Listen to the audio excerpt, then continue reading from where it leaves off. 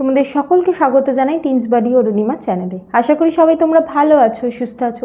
আজকে class 8-এর chapter 2.3 থেকে রাসায়নিক বিক্রিয়ার পার্ট 1 নিয়ে আলোচনা করব। দেখো, এই যে রাসায়নিক বিক্রিয়া বলতে আমরা প্রথমেই কি বুঝি, বেশ কিছু ইনগ্রেডিয়েন্ট লাগছে যেগুলো একে অন্যের সাথে বিক্রিয়া করছে এবং সেখান থেকে কি হচ্ছে, সেখান থেকে তৈরি হচ্ছে কিছু বিক্রিয়াজাত পদার্থ, মানে বিক্রিয়া থেকে যেগুলো উৎপন্ন হচ্ছে। এবার দেখো, এই যে বিক্রিয়া হতে বেশ কিছু জিনিস লাগে। কখনো কখনো লাগে অনুঘটক, কখনো কখনো লাগে প্রভাবক। ঠিক আছে, এই ঘটক আর প্রভাবক কিন্তু আলাদা।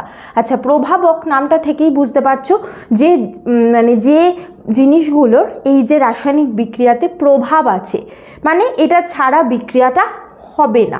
যেমন ধরো আলো, তাপ, এই সমস্ত কিছু, এগুলো সব প্রভাবকের মধ্যে পড়ছে। তাহলে প্রথম যে প্রভাবক জানতে পারছি সেটা হলো তোমার তাপ। তার মানে কি, এক্ষেত্রে তাপ এখানে বিক্রিয়াটা করতে সাহায্য করছে। একটা উদাহরণ তোমাদের বইতে দিয়েছে, যেমন ধরো জলযুক্ত কিউপ্রিক নাইট্রেট। কিউপ্রিক নাইট্রেট দেখতে হয় নীল বর্ণের, ক্রিস্টাল মতো। ঠিক আছে, সেই জিনিসটা তুমি দুখানা টেস্ট টিউবে নিয়েছো। একটা টেস্ট টিউবকে হিট করলে আর একটা টেস্ট টিউবকে হিট করলে না মানে বুনসেন বার্নালে একটাকে গরম করছো আর একটাকে করছো না। এই যে চিহ্নটা দিয়েছি ত্রিভুজ আকৃতি, এটা এই যে কেমিস্ট্রির ক্ষেত্রে তাপ বোঝাতে ব্যবহার হয়। এটা মানে হলো কোনো কিছুতে তাপ দেওয়া, সেজন্য এখানে এটা দিয়েছি। এখান থেকে কি তৈরি হলো, কিউপ্রিক অক্সাইড তৈরি হলো। এর সাথে সাথে তৈরি হলো নাইট্রোজেন ডাইঅক্সাইড গ্যাস, NO2। এই যে নাইট্রোজেন ডাইঅক্সাইড, এই যে গ্যাস, এটা হলো বাদামি বর্ণের, মানে এই গ্যাসটার রং হলো বাদামি। তার মানে যে টেস্ট টিউবটাকে তুমি এরমভাবে বুনসেন বার্নার নিয়েছো, বুনসেন বার্নারটাকে ধরো এখান থেকে আগুন জ্বলছে, এবং যে টেস্ট টিউবটাতে এরমভাবে নিয়েছো, এখানে ধরো এই যে তোমার কিউপ্রিক নাইট্রেটের ক্রিস্টাল রয়েছে, সেটা থেকে এখান থেকে ধোঁয়া বার হবে, যেটা হলো বাদামি বর্ণের ধোঁয়া। আচ্ছা, এই টেস্ট টিউবকে ধরার জন্য এরকম টেস্ট টিউব হোল্ডার পাওয়া যায়, সেই হোল্ডার দিয়েই ধরতে হবে। ঠিক আছে, তাহলে এই যে বাদামি বর্ণের যে গ্যাস বার হচ্ছে সেটা হলো এটার জন্যই বাদামি রঙের গ্যাস উৎপন্ন হচ্ছে।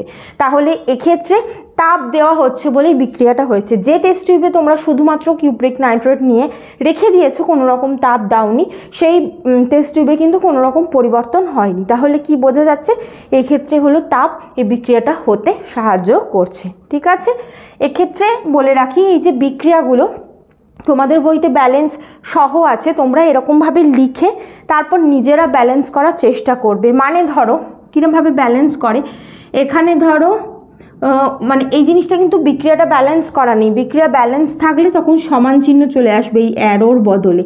ঠিক আছে, তাহলে আমি এবার ব্যালেন্স করার চেষ্টা করি।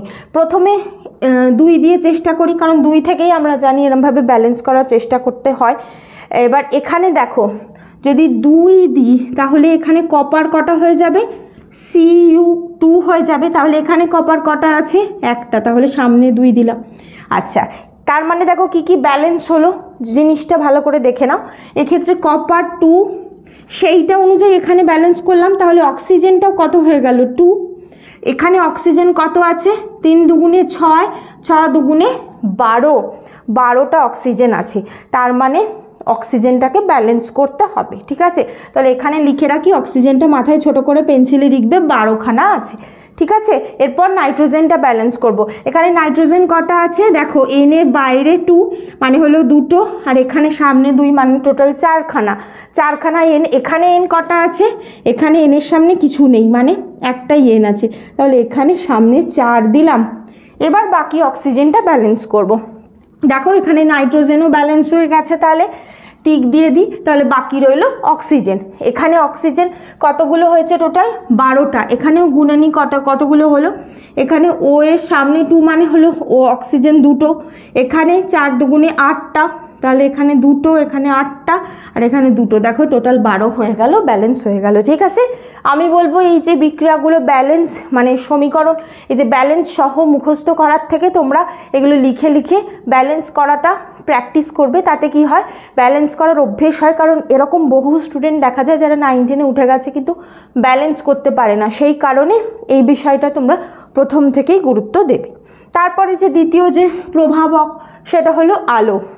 এটা একটা খুব গুরুত্বপূর্ণ একটা বিক্রিয়া, তোমরা সবাই জানো, এটা হলো সালোক সংশ্লেষের বিক্রিয়া।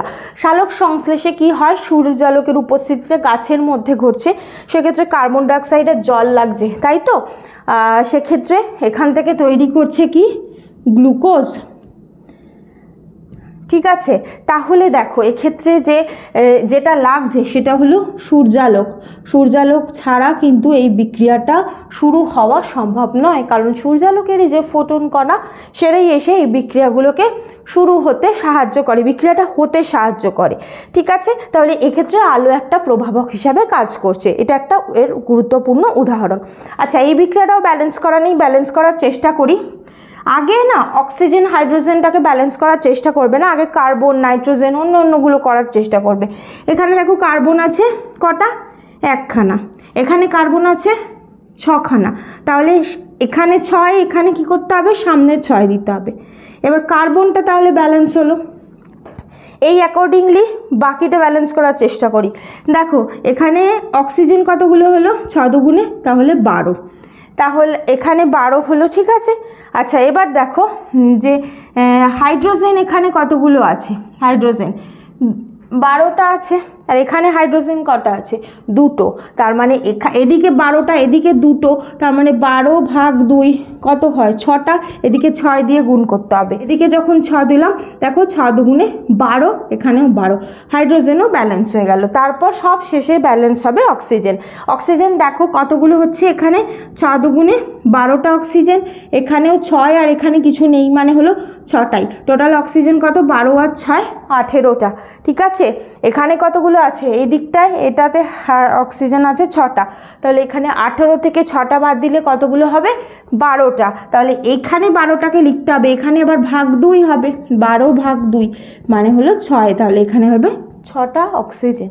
ঠিক আছে, এবার দেখো এই আলো সংক্রান্ত আরও একটা উদাহরণ আমরা সবাই জানি, যখন ট্র্যাডিশনাল ওয়েতে ফটো তোলা হতো, মানে ফটোগ্রাফিক প্লেটের উপর মানে যখন নেগেটিভ ইউজ করা হতো, এখন তো এই জিনিসটা অনেকটাই উঠে গেছে। তোমরা অনেকে দেখবে তোমাদের বাড়িতে পুরনো ছবি টবির জন্য নেগেটিভ পাওয়া যায়। এই নেগেটিভগুলো যখন মানে ইউজ হতো, ছবি তোলার জন্য নেগেটিভ ইউজ হতো, তখন কি করা হতো, ওই যে ধরো যার ছবি তোলা হচ্ছে বা যাদের ছবি তোলা হচ্ছে সেইটা ওই যে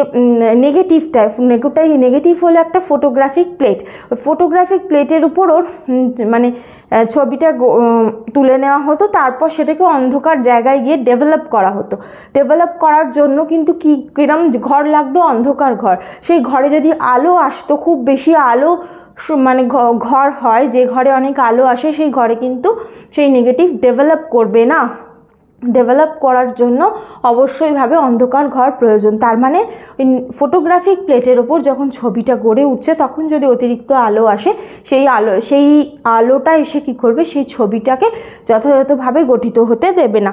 সেই জন্য যখন ট্র্যাডিশনাল ওয়েতে ছবি তোলা হতো, তখন একটা ডার্ক রুম ইউজ করা হতো বা অন্ধকার ঘর। সেই অন্ধকার ঘরে শুধুমাত্র খুব হালকা লাল আলোই ব্যবহার করা হয়, যেটা ফটোগ্রাফিক প্লেটের ওপর খুব একটা তার প্রভাব নেই, কিন্তু সেই ঘরে কোনো উজ্জ্বল আলো ব্যবহার করা হয় না, যাতে নেগেটিভগুলো ডেভেলপ করতে মানে সঠিকভাবে ডেভেলপ করে এবং সেখান থেকে সঠিকভাবে ছবি প্রিন্ট হয়। ঠিক আছে, এবার আসি পরের প্রভাবক, সেটা হলো চাপ। দেখো এই চাপ মানে কি, চাপ দেওয়া হচ্ছে এবং তার ফলে বিক্রিয়া হচ্ছে, এই রকম জাতীয় মানে এই জায়গাগুলোতে চাপ প্রভাবক হিসাবে কাজ করছে। যেমন ধরো একটা বিক্রিয়া, এটা হলো হেবার পদ্ধতিতে অ্যামোনিয়া তৈরির একটা মানে পদ্ধতি। সেক্ষেত্রে নাইট্রোজেন নেওয়া হয় এবং 3 অণু হাইড্রোজেন নেওয়া হয়, 1:3 অনুপাতে নেওয়া হয়, মানে 150 ডিগ্রি সেন্টিগ্রেড উষ্ণতা এবং 200 বায়ুমণ্ডলীয় চাপে দিলে তবেই সেখান থেকে অ্যামোনিয়া তৈরি হয়। এক্ষেত্রে এটা কিন্তু একটা মানে মানে উভমুখী বিক্রিয়া এবং এর সাথে সাথে প্রচুর পরিমাণ তাপও উৎপন্ন হয়। তাহলে এক্ষেত্রে দেখতে পাচ্ছ কতটা চাপ লাগছে, 200 বায়ুমণ্ডলীয় চাপ এক্ষেত্রে লাগছে এবং এর ফলে কিন্তু অ্যামোনিয়া তৈরি হচ্ছে। যেহেতু বিক্রিয়াজাত পদার্থ হিসাবে গ্যাস তৈরি হচ্ছে, অবশ্যই করে আপসাইড অ্যারো দিতে হবে, মানে এটা হলো গ্যাস তৈরি হচ্ছে। একইভাবে তোমরা জানো যে আমরা যে অনেক রকম হয় না যে দুর্গাপুজোর সময় যে ক্যাপ ফাটাই, সেই ক্যাপ বন্দুকেও কিন্তু ক্যাপ যেটা হয় সেটাও কিন্তু প্রেশার পড়লে তবেই সেটা ফাটে। তাহলে সেক্ষেত্রেও বারুদের সাথে প্রেশারের একটা বিক্রিয়া হচ্ছে, তার ফলেই সেখান থেকে আলোর ফুলকি এবং শব্দ উৎপন্ন হচ্ছে। তাহলে এই সমস্ত বিক্রিয়াগুলোতে একটা চাপের প্রভাব রয়েছে। এরপর আসি দ্রাবকের প্রভাব। বেশ কিছু বিক্রিয়ায় আছে দ্রাবকের উপস্থিতি ছাড়া কিন্তু সেই বিক্রিয়াটা হয় না। যেমন তোমাদের বইতে একটা উদাহরণ দিয়েছে, একটা টার্টারিক অ্যাসিড নিয়েছে, টার্টারিক অ্যাসিডের সাথে যে খাবার সোডা সেটা মিশিয়ে রেখে দিয়েছে, দেখা যাচ্ছে সেক্ষেত্রে কোনো বিক্রিয়া হচ্ছে না। এবার এর মধ্যে যদি জল যোগ করা হয় সেক্ষেত্রে কি হচ্ছে, সেই টেস্ট টিউব থেকে বুদবুদ আকারে গ্যাস বার হচ্ছে, যেটা হলো কার্বন ডাইঅক্সাইড গ্যাস, তার সাথে হাইড্রোজেন তৈরি হচ্ছে এবং NaOH তৈরি হচ্ছে। তাহলে এক্ষেত্রে এই যে জল, এটা দ্রাবক হিসাবে কাজ করছে, মানে এই যে পদার্থগুলো এগুলো গুলে যেতে সাহায্য করছে এবং এদের যে রাসায়নিক বিক্রিয়া হতে সাহায্য করছে। একই রকম বহু বিক্রিয়া আছে যে ক্ষেত্রে জল দ্রাবক হিসাবে ব্যবহৃত হয়। এছাড়াও বেশ কিছু জায়গায় দ্রাবক হিসাবে জল ছাড়াও কেরোসিন, বেনজিন এগুলো ব্যবহার করা হয়। এগুলো সাধারণত সালফার জাতীয় যৌগর ক্ষেত্রে যে বিক্রিয়াগুলো হয় সেক্ষেত্রে ব্যবহার করা হচ্ছে। তারপর হলো তড়িৎ। তড়িতের প্রভাব। বেশ কিছু রাসায়নিক বিক্রিয়ায় তড়িৎ চালনা করলে তবেই সেই বিক্রিয়াটা হওয়া সম্ভব। যেমন তুমি ধরো একটা পাত্রে, এটা বাড়িতে করা সম্ভব নয়, এর জন্য বেশ কিছু ইনস্ট্রুমেন্ট থাকা প্রয়োজন, তাও জল নেওয়া হলো এবং সেই জলের মধ্যে সামান্য লঘু অ্যাসিড দেওয়া হলো H2SO4। এবার এর ভিতর দিয়ে যখন তড়িৎ চালনা করা হচ্ছে সেক্ষেত্রে ক্যাথোড এবং অ্যানোডে দুরকম গ্যাস তৈরি হচ্ছে, হাইড্রোজেন এবং অক্সিজেন। ঠিক আছে, তাহলে এক্ষেত্রে তড়িৎ গিয়ে কি করছে, জলকে ভেঙে দিচ্ছে এবং সেখান থেকে হাইড্রোজেন এবং অক্সিজেন গ্যাস তৈরি করছে। ঠিক আছে, তাহলে এই যে বিভিন্ন রকম যে আমরা যে জুয়েলারিগুলো দেখতে পাই, যেগুলো গোল্ড প্লেটিং থাকে, সেগুলোতে কিন্তু আসলে কোনো মেটেরিয়ালের ওপর ওরা গোল্ড টাইপের কোনো পলিশ করা থাকে। ঠিক আছে, তাহলে সেক্ষেত্রেও এই তড়িতের প্রভাবেই ওই পদার্থটার ওপরে একটা এই যে সোনার মতো দেখতে একটা আস্তরণ চাপানো হয়। তাহলে সেই বিক্রিয়া, সেগুলো একটা রাসায়নিক বিক্রিয়া এবং সেগুলোও হচ্ছে তড়িতের প্রভাবে। ঠিক আছে, এমন অনেক সময় এমন কিছু বাসনপত্র ব্যবহার করা হয় বা বাজারে কিনতে পাওয়া যায় যেগুলো দেখবে উজ্জ্বল বর্ণের, উজ্জ্বল সোনালী বর্ণের বা রূপালী বর্ণের। সেক্ষেত্রেও কী করা হয়, বাসনগুলোর ওপরে বিভিন্ন পদার্থের আস্তরণ দেওয়া থাকে। ঠিক আছে, তাহলে এগুলোর ক্ষেত্রে এই যে রাসায়নিক বিক্রিয়ার ক্ষেত্রে বেশ কিছু প্রভাবক বললাম, যে প্রভাবকগুলো এই যে রাসায়নিক বিক্রিয়াগুলো হতে সাহায্য করছে।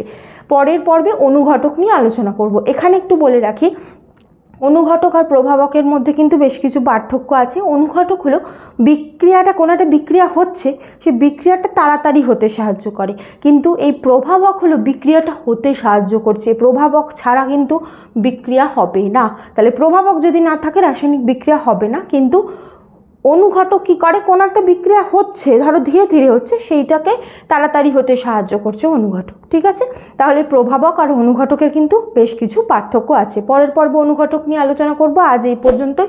কোনো প্রশ্ন থাকলে কমেন্ট করো, আর তোমরা এই ভিডিওটাকে লাইক করো, বেশি বেশি করে শেয়ার করে দিও, সাবস্ক্রাইব করো। Thank you.